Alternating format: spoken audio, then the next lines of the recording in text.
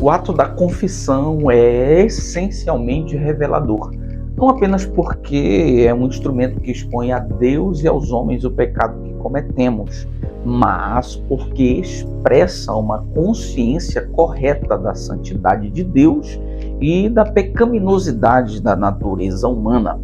Confessar é limpar as lentes da fé para uma visão verdadeira sobre quem somos, a santidade de Deus e a gloriosa graça. Paz, eu sou o pastor Wellington Salles e é um grande prazer, uma grande alegria voltar aqui para fazermos as nossas considerações a respeito de mais uma lição da melhor escola do mundo, a nossa querida Escola Bíblica Dominical, e desta feita a lição de número 8, confessando e abandonando o pecado. Para início de diálogo, eu quero primeiramente pedir a você que me acompanha aqui, que ainda não é inscrito, que se inscreva, curta, compartilhe, porque assim, facilmente você me dá força para que eu continue a produzir materiais como estes. Tendo feito esse pedido gentil, eu quero iniciar, como sempre, pelas considerações relativas à nossa introdução, e nesta lição, a nossa introdução é muito reveladora, porque, em primeiro lugar, ela manifesta o fato de que a concepção equivocada da realidade do pecado prejudica a confissão. À medida que compreendemos correta ou incorretamente a concepção bíblica do pecado, nós podemos encarar também de maneira correta ou incorreta o ato da confissão. Portanto, reconhecendo o pecado como a Bíblia diz que ele é, principalmente em relação à visão de Deus a respeito dele, faz com que encaremos a confissão como ela biblicamente é apresentada, mas uma concepção contrária em relação ao pecado do que propõe a Bíblia, apontando, por exemplo, o pecado como assim problemas decorrentes de desajustes emocionais, familiares, ou por conta mesmo de desajustes sociais. Logicamente, em primeiro lugar, tem-se a confissão como um ato meramente mecânico, religioso, que faz com que as pessoas estejam escravas das igrejas cristãs. Portanto, aparentemente as mentes mais livres, as mentes mais críticas, hão de desprezar, abandonar o ato da confissão. Em segundo lugar, olhando assim atentamente para a nossa confissão, como eu já disse que ela é em muito reveladora, é interessante considerar o que ela propõe, de que a realidade bíblica do pecado é a seguinte: o pecado traz consequências trágicas. Eu sempre digo que as Escrituras Sagradas é o livro, entre aspas, mais humano que nós temos contato, porque ele traduz a linguagem de Deus para essa miscelânea, para essa variedade, para essa complexidade da existência humana, que é, inclusive, marcada pelo pecado. Portanto, a Bíblia, traduzindo, por assim dizer, a mensagem de Deus para essa complexidade de dinâmica de existência humana, o faz de maneira muito verdadeira, muito sincera, e inclusive compartilhando com os leitores algumas narrativas trágicas, algumas narrativas desastrosas. A maioria delas tem como razão o pecado. E em terceiro lugar, a respeito da nossa introdução, é que se apresenta uma espécie de dinâmica em relação ao cometimento do pecado, que começa com a confissão, que é fruto do arrependimento, que responsabiliza o pecador a abandonar o pecado, e aí, em último lugar, nessa cadeia, eu diria assim, de atitudes que passam pelo arrependimento, confissão e abandono, tem-se o perdão de Deus. Então, grave, por assim dizer, estes princípios que podem ser retirados, extraídos da nossa introdução. O pecado, como mal compreendido, também tem como consequência uma má compreensão e o abandono da confissão. A realidade bíblica do pecado é marcada por consequências trágicas e a Bíblia apresenta uma espécie de dinâmica do cometimento do pecado que está sob a responsabilidade de quem pecou, que passa pelo arrependimento, confissão, abandono e perdão de Deus. Tendo dito isso, a respeito da nossa introdução, agora vamos ao nosso primeiro ponto, a confissão de pecados. O primeiro subponto é aquela velha e conhecida ocasião em que nós procuramos entender o tema bíblico por meio da palavra, ou seja, nós fazemos um exercício etiológico para que a gente compreenda de maneira etimológica o que se pode conceituar a respeito dos temas propostos pelas Sagradas Escrituras e, é claro, no nosso caso, a confissão. Em primeiro lugar, nós vamos, como sempre, começar pela palavra hebraica, que foi traduzida para confissão, e a palavra hebraica é yadar.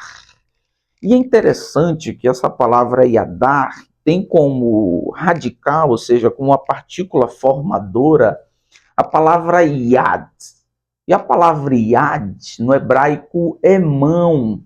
E a gente fazendo um esforço interpretativo um pouco mais adiante, nós vamos compreender que na linguagem metafórica das Escrituras, mão representa, simboliza os feitos de alguém. E aí nós temos a célebre frase que caracteriza esse fato: obras das tuas mãos, feitos pelas tuas mãos. Ou seja, mão e ad, metaforicamente, na linguagem simbólica das Escrituras, em algumas ocasiões, representa as obras, os feitos, as realizações de alguém. É exatamente por isso que iad, como verbo, representa lançar, jogar, atirar, ou seja, o movimento com a iad, o movimento com a mão. Então perceba que a palavra iadar, que é traduzida do hebraico para o português como confissão, está relacionado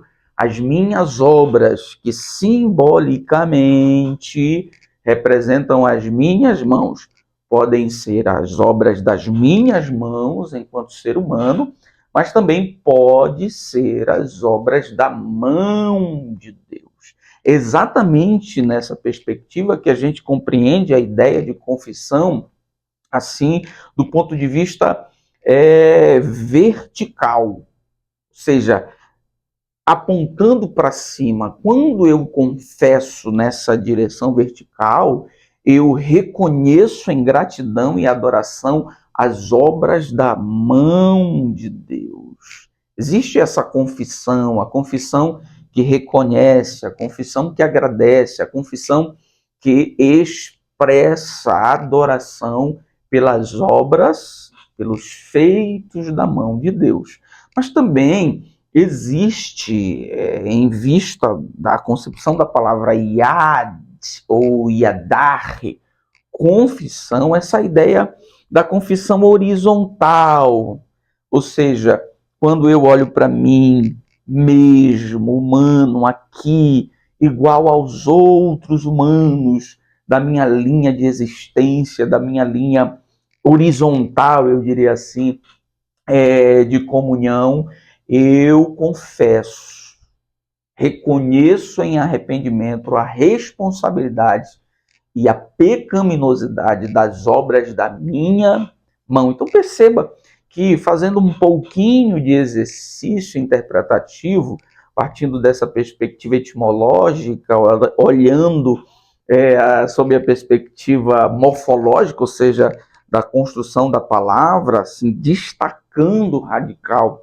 e ad, a gente percebe que a palavra está relacionada às obras, os feitos de alguém, e pode ser direcionada às obras de Deus. Eu confesso as obras de Deus, quem Deus é, em glória, em louvor, em gratidão, e eu confesso as minhas obras, quem eu sou, em confissão e arrependimento.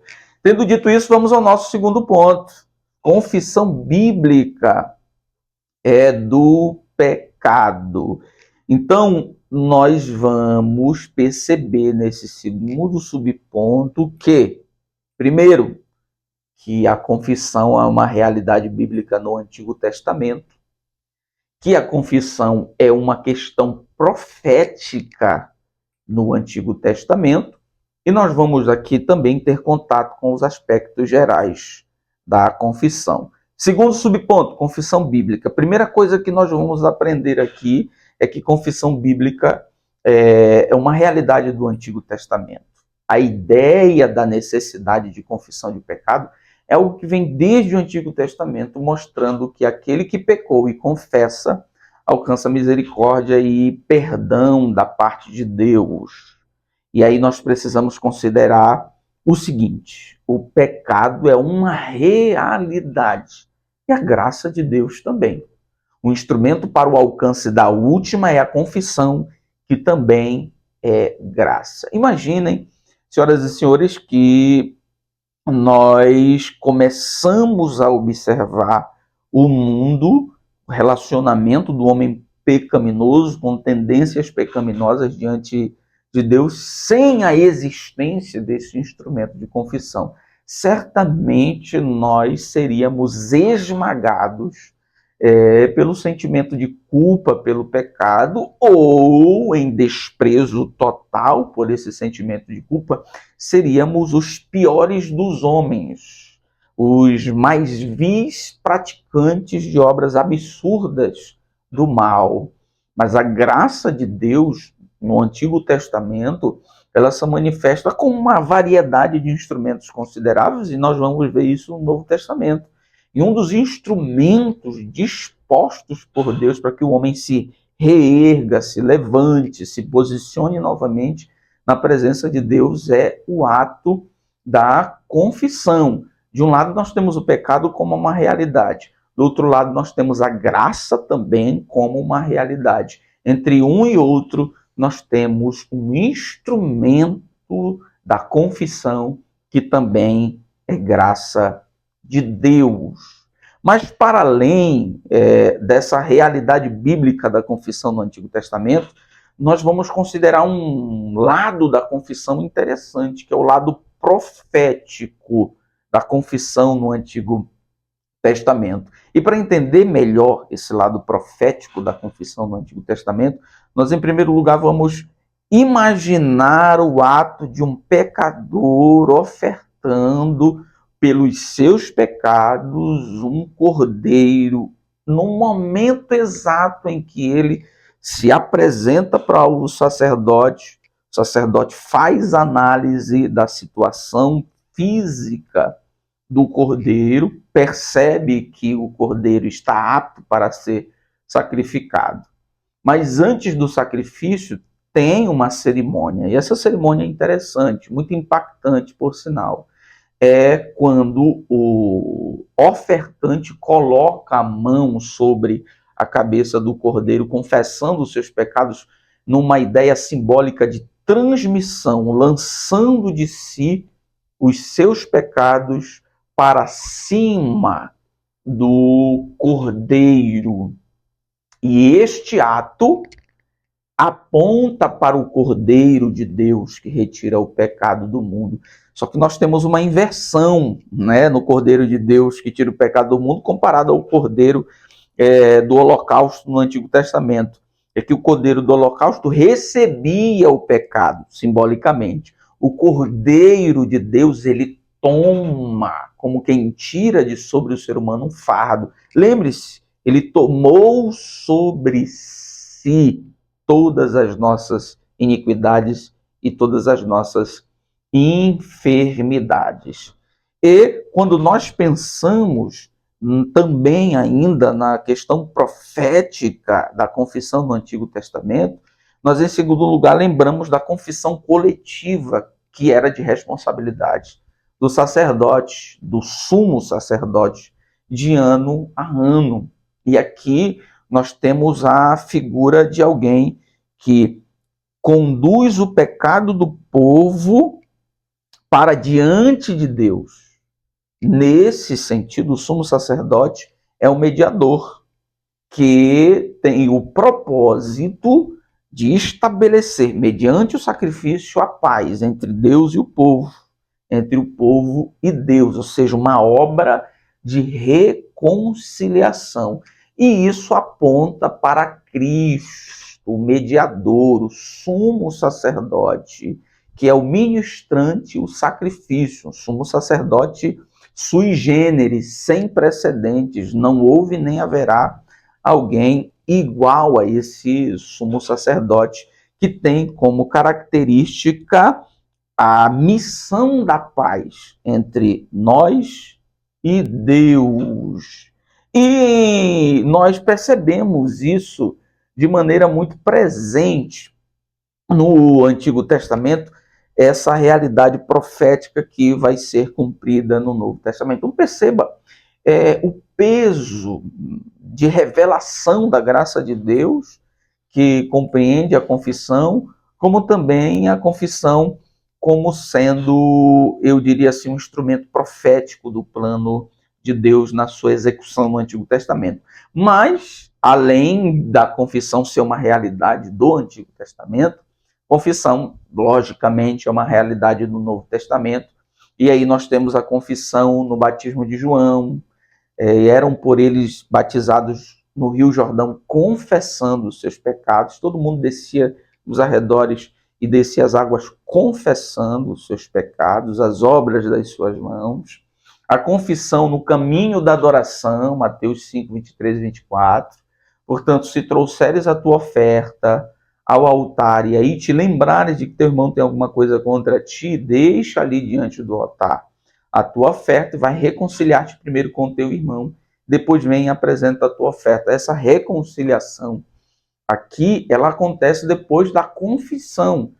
A palavra confissão, o ato da confissão não está claro no texto, mas existe aí por inferência, porque não há reconciliação sem antes o reconhecimento do impedimento para a comunhão, ou seja, do pecado, do problema que eu cometi. Eu preciso confessar, preciso reconhecer que errei, me reconciliar e voltar para o caminho da adoração. É a confissão do pecado que cometemos contra os outros. Nós temos no Novo Testamento o exemplo da confissão repetida e o perdão incontável, Lucas 17, 4. E se pecar contra ti 7 vezes no dia, 7 vezes vier ter contigo, dizendo arrependo-me, perdoa-lhe. 7 vezes no dia vier ter conversar contigo, dizendo arrependo-me, errei, confissão, perdoa-lhe. Nós temos no Novo Testamento o exemplo da confissão na oração do Pai Nosso, e perdoa as nossas dívidas, confissão, assim como perdoamos aqueles que nos têm ofendido. Então o Novo Testamento é cheio de exemplos de confissão e aponta a confissão das confissões, que é o reconhecimento da obra de Jesus no Calvário, confessar Jesus Cristo como Senhor. E, por fim, nesse segundo subponto, nós consideramos assim os aspectos gerais da confissão. A confissão é uma condição para alcançar perdão. Existem 2 confissões para a vida do cristão. A confissão primeira, que reconhece a obra de Jesus no Calvário e reconhecendo-o como Senhor, e as confissões durante a vida. Existem 2 sujeitos da confissão. Nós confessamos o nosso pecado para Deus, mas nós confessamos que pecamos contra os nossos irmãos a título de reconciliação, e eu poderia citar que nós também reconhecemos, confessamos os nossos pecados para o que se chama tecnicamente de pastores conselheiros.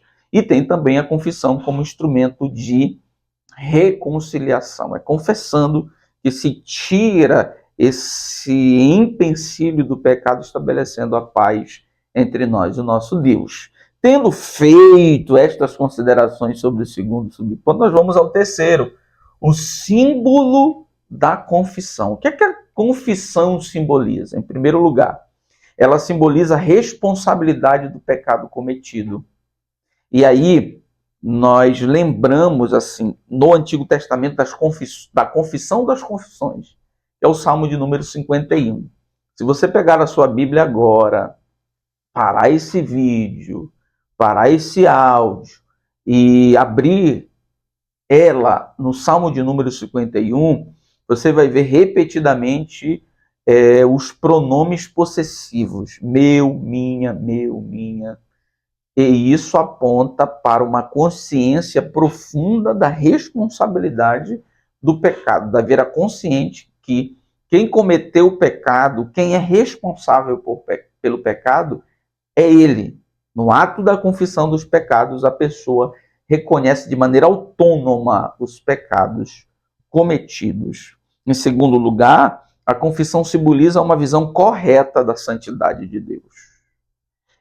Quem confessa o pecado está consciente de que Deus é santo e na situação em que está, não pode ter acesso, permanecer, estar bem na presença de Deus. Do contrário, tendo em vista a possibilidade de uma visão incorreta da santidade de Deus, há aí uma vida desregrada, envolvida em pecado, e a ideia falsa de que está tudo bem na presença de Deus, mas a confissão manifesta, ela vem de um coração que compreende biblicamente a santidade de Deus e reconhece que não se pode estar de qualquer jeito na sua santa presença. Em terceiro lugar, a confissão simboliza uma visão correta de mim mesmo, uma visão correta de si mesmo.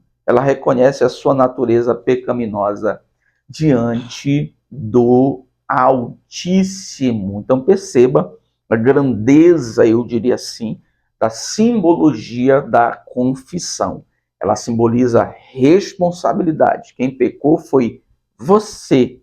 Ela simboliza uma visão correta da santidade de Deus. Eu não posso permanecer assim, mas vou confessar diante de Deus, para os homens contra quem eu pequei, contra quem eu tenho algum problema, confessar um pecado digno de disciplina para o meu pastor conselheiro, para que eu seja restaurado na santa presença de Deus e simboliza uma visão correta de mim mesmo. A confissão é a ideia de que eu, com os meus pecados, não consigo ter uma saída.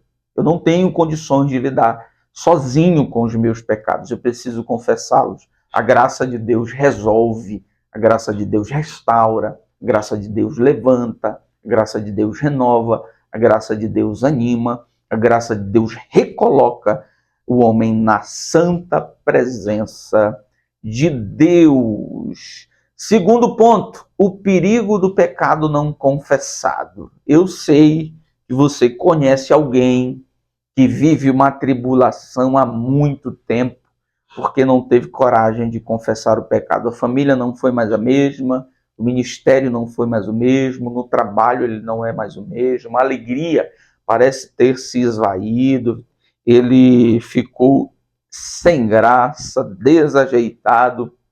Esses são alguns tipos de sinais que demonstram, assim, consequências drásticas pela ausência da confissão. Primeiro subponto, os males do pecado não confessado. Culpa e vergonha são sentimentos que vão se alastrando cada vez mais na vida de quem não confessa seus pecados, gerando também a falta da paz interior e inquietação. Além desse problema pessoal, abre-se, eu diria assim, uma oportunidade gigantesca, abre-se uma porta muito larga para que o inimigo das nossas almas realize aquilo que ele sabe essencialmente realizar, que é de acusar. Então, não basta um problema que você tem com a presença de Deus, tem-se o peso esmagador da acusação do adversário. Em vista disso, não há tranquilidade emocional. Além do que, se tem repetidas frustrações pela tentativa de resolver só o problema, um esforço de tentar guardar o problema e uma série de constrangimentos, enfim, uma vida totalmente desajustada por conta de um pecado não confessado. Segundo subponto, as consequências do pecado de Adão e Eva. Nós conhecemos as consequências do pecado de Adão e Eva, por isso eu quero fazer menção não dessas consequências, dessa herança congênita, eu diria assim, que nós recebemos por sermos humanos, filhos de Adão e Eva, por causa do seu pecado. Mas especificamente, nós recebemos como herança maldita uma maneira muito ruim de se lidar com o pecado, igual os nossos pais. Quando nós pecamos, como eles se esconderam, fugindo da responsabilidade. Primeira atitude que nós temos, primeiro ímpeto também é se esconder. Segunda atitude que eles tiveram, que nós temos ainda hoje, pelo menos o ímpeto de fazer assim, é o ato de tentar resolver só o problema, de construir túnicas, de construir uma roupagem, uma cobertura de palha, de folha. O problema da responsabilidade, em terceiro lugar. Foi o senhor, foi ela, foi ele. Até hoje nós temos problemas de lidar com o pecado como herança, como consequência do pecado de Adão e Eva. A gente tenta se esconder até hoje, por mais que seja impossível. A gente tenta resolver o pecado só e nós temos um problema de responsabilidade. Terceiro, as consequências do pecado de Davi. Os desajustes familiares e militares de Davi atingiram uma nação inteira. Nós somos apresentados à narrativa da história de Davi de maneira muito real, de maneira muito até fatalista, no sentido de haver uma divisão.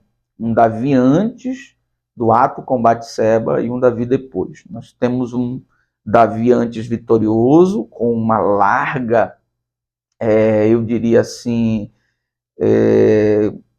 herança, um largo legado de grandes vitórias, e depois nós temos um Davi cuja família se apresenta totalmente desajustada, um Davi doente, um Davi em fuga do reino, um Davi perdendo batalhas, um Davi totalmente desajustado, e isso teve como consequência, em larga escala, problemas para a cidade, para o reino que Davi reinava. Nós temos Roboão, temos a divisão do reino, Jeroboão, nós temos problemas, por mais que tenha sido um excelente reino a princípio de Salomão, mas um final desastroso, todos com raízes intimamente ligadas aos desajustes familiares de Davi, que são de maneira muito mais intensa percebidos depois do pecado de Davi.